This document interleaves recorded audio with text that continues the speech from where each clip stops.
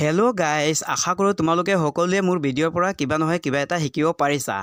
আজি ভিডিঅ'ত মই শিকাম তোমালোকক এজনে কমেণ্ট কৰি কৈছে এজন ডাক্তৰ আৰু ৰোগীয়ে কেনেকৈ হস্পিটেলত কেনেকৈ কথা ক'ব লাগে, ৰোগীক কেনেকৈ দেখুওৱা সময়ত কথা ক'ব লাগে সেই বিষয়ে ভিডিঅ' বনাবলৈ। গতিকে আজি মই তোমালোকক এনেকুৱা ভিডিঅ' বনাইছোঁ। এজন মানুহৰ নাম দিছোঁ মই, সেই মানুহজনৰ নাম দিছোঁ দিগন্ত আৰু তেওঁৰ ঘৈণীয়েকৰ নাম দিছোঁ মই সুনিতা। আৰু এইটো লৈ কিনি আজি ভিডিঅ'টো বনাইছোঁ। গতিকে আজি ভিডিঅ'টো খুব ইণ্টাৰেষ্টিং হ'ব লগা ভিডিঅ' আছে। এই ভিডিঅ'ৰ পৰা তোমালোকে নিশ্চয় বহুত কিছুমান কথা শিকিব পাৰিবা। আসাম আজি ভিডিঅ'টো ইণ্ডিয়া আৰম্ভ কৰোঁ। এডুকেশ্যন। তোমালোকে চাই আছা আসাম ইণ্ডিয়া এডুকেশ্যন। এতিয়া আৰম্ভ।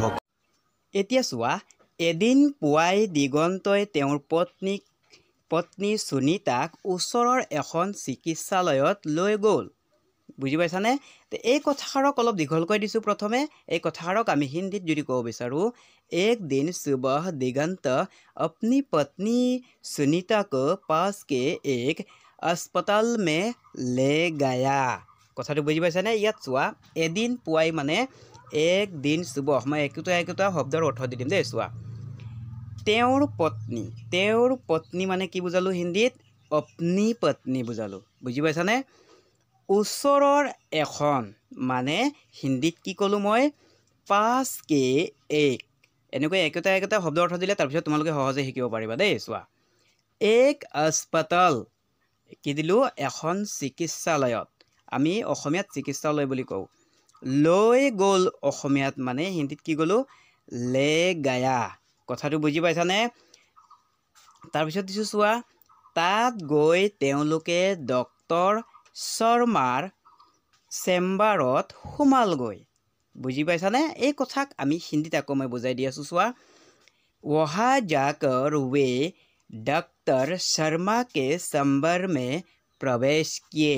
কথাটো বুজি পাইছানে? ইয়াত চোৱা, এটা শব্দ অৰ্থ দি দিওঁ দেই। চোৱা, তাত গৈ মানে হিন্দীত কি ক'লোঁ? वहाँ जाकर। কথাটো বুজি ল'বা দেই ভালকৈ। তাৰপিছত দিছোঁ তেওঁলোকে ডক্তৰ মানে কি দিলোঁ? ৱে ডক্তৰ। এটা শব্দৰ অৰ্থ জানি লোৱা দৰকাৰ দেই। মন দি চাবা। চেম্বাৰত সোমালগৈ মানে চেম্বাৰ মে প্ৰৱেশ কিয়ে। শৰ্মা মানে অসমীয়াটো শৰ্মাই বুলি কোৱা হয়, এইটো দিব নালাগে। তাৰপিছত দিছোঁ আকৌ চোৱা, ডক্তৰে ক'লে এতিয়া বাৰু কওকচোন কি হৈছে? তেওঁলোকক সুধিলে আৰু দিগন্ত আৰু সুনিতাক, বাৰু কওকচোন কি হৈছে? ইয়াক আকৌ হিন্দীত দি আছোঁ। চোৱা, ডক্তৰ আচ্ছা বলিয়ে তো কিয়া হুৱা। এতিয়া এটা শব্দ অৰ্থ দি দিওঁ দেই। চোৱা, ডক্তৰ মানে হিন্দীটো ডক্তৰ বুলি কোৱা হয়, আচলতে এই শব্দটো ইংৰাজী শব্দ দেই। তে বাৰু দিছোঁ অসমীয়াত, হিন্দীত কি হ'ব বাৰুৰ অৰ্থ? আচ্ছা। বুজি পাইছানে? কওক মানে হিন্দীত দিছোঁ কি হৈছে গৈ? বলিয়ে। ডাঙৰ মানুহকতো সেইবাবে। তাৰপিছত চোন, এই চোন অসমীয়া চোন শব্দটোৰ অৰ্থ কি বুজালোঁ মই হিন্দীত? তো। কি মানেতো জানাই তোমালোকে? কিয়া। বুজি পাইছানে? আৰু হৈছে মানেতো জানাই হোৱা। হৈছে মানে হিন্দীত হোৱা। একেটা অৰ্থ দি দিম দেই, যাতে তোমালোকে ভালকৈ বুজি পোৱা। সৰুবিলাকৰো অৰ্থ দিম। বাৰু কওকচোন কি হৈছে মানে কি বুজালোঁ এতিয়া? আচ্ছা বলিয়েতো কিয়া হুৱা হে, মানে ডাক্তৰে ক'লে কথাটো। তাৰপিছত এতিয়া দিগন্তই ক'লে, ছাৰ ইয়াক অলপ চাই দিয়ক না। আমি এনেকৈ ৰিকুৱেষ্ট কৰোঁ ছাৰক গৈ, হয় নহয়? বোলে ছাৰ ইয়াক অলপ চাই দিয়ক না, লাহেকৈ ক'লে দিগন্তই। ইয়াক হিন্দীত বুজাই দি আছোঁ। চোৱা, দিগন্ত ছাৰ ইছে থোৰা দেখ কৰ দিজিয়ে না। আমি এনেকৈ হিন্দীত ক'ব লাগিব দেই। দিগন্ত মানে অসমীয়া, হিন্দীটো দিগন্ত আৰু ছাৰ মানে শব্দটোৰ অৰ্থ আচলতে ইংৰাজীত হয় দেই। মই লিখি দিছোঁ চোৱা, অসমীয়াত ছাৰ বা হিন্দীতে ছাৰ বুলি কোৱা হয়, মানে ই হৈছে ইংৰাজীৰ শব্দহে ছাৰ। বুজি পাইছানে? আচলতে অসমীয়াত কোৱা হয় মহাশয় আৰু হিন্দীতে কোৱা হয় মহোদয়। কথাটো জানি ল'বা দেই তোমালোকে। এতিয়া চোৱা, ছাৰ মানে ছাৰহে কোৱা হয়, আমি যোনটো ইউজ কৰোঁ তাকে দিছোঁ দেই। ইয়াক মানে কি বুজালোঁ হিন্দীতে? ইছে। বুজি পাইছানে? তাৰপিছত থোৰা মানে কি বুজালোঁ? অলপ চাই মানে কি বুজালোঁ? থোৰা দেখকাৰ।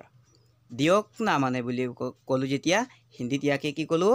দিজিয়ে না কথাটো বুজি ল'বা দেই কেতিয়াবা বহুত বেলেগ বেলেগ হৈ যায় তাৰপিছত ডাক্তৰে কি ক'লে মোৰ ওচৰত আহি বহা আৰু কোৱা ডাক্তৰে ক'লে মোৰ ওচৰত আহি বহা আৰু কোৱা ইয়াক হিন্দীত দি আছোঁ চোৱা ভালকৈ মেৰে পাছ আকৰ বেঠো और बोलो ইয়াত চোৱা মোৰ ওচৰত মানে হিন্দীত কি ক'লো মেৰে পাছ কথাটো বুজি পাইছানে আহি বহা মানে আকৰ বেঠো তাৰপিছত আৰু কোৱা মানে और बोलो বুজি পালাতো তাৰপিছত দিগন্তই তেওঁৰ পত্নীক ডাক্তৰৰ কাষত বহালে ইয়াকে আকৌ হিন্দীত বুজাই দি আছোঁ दिगंत ने अपनी पत्नी को डॉक्टर के पास बैठाया दिगंतই তেওঁৰ পত্নীক ডাক্তৰৰ কাষত বহালে মানে অলপ বুজাই দি আছোঁ দেই একেলগে নুবুজাও दिगंतই তেওঁৰ পত্নীক মানে दिगंत ने अपनी पत्नी को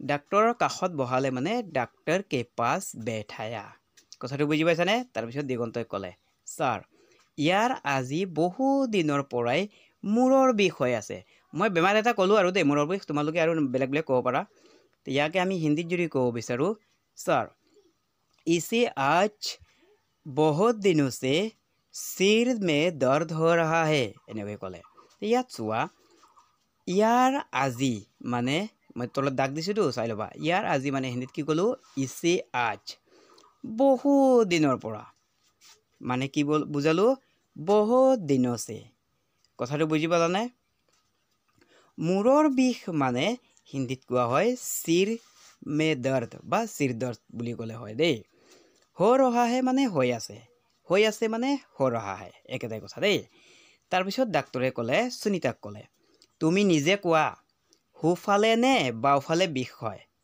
ডাক্তৰে সুধিলে ইয়াক মই হিন্দীত দি আছোঁ আকৌ सुनीता को बोला तुम खुद बोलो दाएं तरफ है या बाएं तरफ दर्द है বুলি ডাক্তৰে ক'লে ইয়াত চোৱা তুমি নিজে মানে মই হিন্দীত কি দিলোঁ তুম খুদ বুজি পালানে তাৰপিছত কোৱা মানেতো জানাই তোমালোকে বলো তথাপিও দি দিছোঁ বাই চান্স কোনোবাই নাজানিব পাৰা সোঁফালে নে মানে হিন্দীত কি ক'লোঁ दाई तरफ है या बाওঁফালে বিষ হয় মানে কি ক'লোঁ बाई तरफ दर्द होता है ইয়াকে এনেকৈ বুজালোঁ দেই তাৰপিছত সুনীতাই লাহেকৈ ক'লে ইফালে চকুৰ ওপৰত মানে তাই কথাই ক'ব পৰা নাই লাহেকৈ ক'লে দেই ইফালে চকুৰ ওপৰত ইয়াক আকৌ হিন্দীত দিছোঁ চোৱা সুনীতা ধীৰে से बोली इस तरफ आँखों की ओपर ইমানেই ক'লে আৰু কথাটো সম্পূৰ্ণ কৰা নাই ইয়াত চোৱা সুনীতা মানেতো সুনীতাই লাহেকৈ ক'লে মানে হিন্দীত দিছোঁ ধীৰে से बोली ছোৱালী মানুহতো সেইবাবে বলি হৈ গ'ল দেই চোৱা ইফালে চকুৰ ওপৰত মানে इस तरफ आँखों के ओपर কথাটো বুজি ল'বা তাৰ পাছত ডাক্তৰে ক'লে কিমান দিনৰ পৰা বিষ হৈ আছে ডাক্তৰে সুধিলে তাইক যে কিমান দিনৰ পৰা বিষ হৈ আছে ইয়াকে হিন্দীত বুজাই দি আছোঁ চোৱা ডাক্তৰ कितने दिनों से दर्द हो रहा है कितने दिनों से दर्द हो रहा है ইয়াত চোৱা কিমান দিনৰ মানে হিন্দীত কি ক'লোঁ कितने दिनों কথাটো বুজি পালানে পৰা বিষ মানে হিন্দীত মই কি ক'লোঁ से दर्द কথাটো বুজি ল'বা হৈ আছে মানে हो रहा है বিষটো এটা পুলিংগ সেইবাবে ৰহাহে হৈ গ'ল দেই ইয়াত ৰহিহে নহ'ব তাৰপিছত চোৱা দিগন্তই ক'লে প্ৰায় 4 মাহৰ পৰা ভুগি আছে ছাৰ এনেকৈ ক'লে প্ৰায় 4 মাহৰ পৰা ভুগি আছে ছাৰ তাকে হিন্দীত দিছোঁ আকৌ চোৱা लगभग 4 महीने से परेशान है ছাৰ ইয়াত চোৱা প্ৰায় 4 মাহৰ মানে হিন্দীত কি ক'লোঁ लगभग 4 महीने से ইয়াত চোৱা প্ৰায় মানে হিন্দীত কি ক'লোঁ আমি लगभग কথাটো বুজি ল'বা দেই তাৰপিছত ভুগি আছে মানে ইয়াত মই দিলোঁ কি পৰেशान हो रहा है বুজি পালা নাই এতিয়া সকলোৱে তাৰপিছত আকৌ দি আছোঁ চোৱা ডাক্তৰে ক'লে চাওঁ কৰাচোন জিভা দেখুওৱা এনেকৈ ডাক্তৰে ক'লে ইয়াক আকৌ হিন্দীত বুজাই দি আছোঁ চোৱা ডাক্তৰ দেখো কৰো তো আপুনি জিভ দিখাও এনেকৈ ক'লে বুজিলানে ইয়াত চোৱা চাওঁ মানে আমি হিন্দীত কি ক'লোঁ দেখো মানে নিজকে কৈছে না চাওঁ বুলি তাৰপিছত কৰাচোন মানে কৰোতো আটো আই হয় দেই আৰু কৰোতোটো জানাই তোমালোকে তাৰপিছত জিভা দেখুওৱা জিভা মানে জিভ হয় দেই আৰু দেখুওৱা মানে হ'লগৈ হিন্দীত দেখাও দিখাও এনেকৈ আমি ক'ম কথিত ভাষা অলপ বেলেগ হয় দেই লিখিত ভাষাতে দিখাও তাৰপিছত ডাক্তৰে আকৌ ক'লে কি হ'ব মই কেইটামান টেষ্ট লিখি দিছোঁ এইবোৰ কৰি আনা আৰু ইয়াকে আকৌ হিন্দীত বুজাই দি আছোঁ ঠিক হে मैं कुछ टेस्ट लिख कर दिया हूँ ये करके ले आना और এনেকৈ বুলি ক'লে মানে কি ক'লোঁ আকৌ বুজাই দি আছোঁ চোৱা হ'ব মই মানে হিন্দীত দিলোঁ ঠিক হে मैं কেইটামান মানে হিন্দীত অকল খালি কুছ বুজায় দেই তাৰপিছত টেষ্ট লিখি দিছোঁ মানে হিন্দীত কি ক'লোঁ মই টেষ্ট লিখ কৰ দিয়া হুঁ ইফালে চোৱা তলত হুঁ আছে লগতে দেই তাৰপিছত এইবোৰ কৰি মানে কি বুজালোঁ ये करके ले आना মানে কৰি আনা আচ্ছা আকৌ সুনীতাই ক'লে এতিয়া নম্ৰভাৱে ক'লে মই ভাল হৈ যাম তোনে ছাৰ বুলি ক'লে মানে অলপ কান্দা ভাৱেৰে ক'লে আৰু মই ভাল হৈ যাম তো ছাৰ বুলি ক'লে দেই ইয়াক আমি হিন্দীত যদি ক'ব বিচাৰোঁ সুনীতা ने বিনম্ৰতা আছে বুলি मैं ठीक हो जाऊंगी ना ছাৰ বুলি ক'লে ইয়াত চোৱা নম্ৰভাৱে ক'লে মানে হিন্দীত কি কোৱা হ'ল বিনম্ৰতা আছে বুলি মই ভাল মানে কি বুজালোঁ হিন্দীত मैं ঠিক বুজালোঁ তাৰপিছত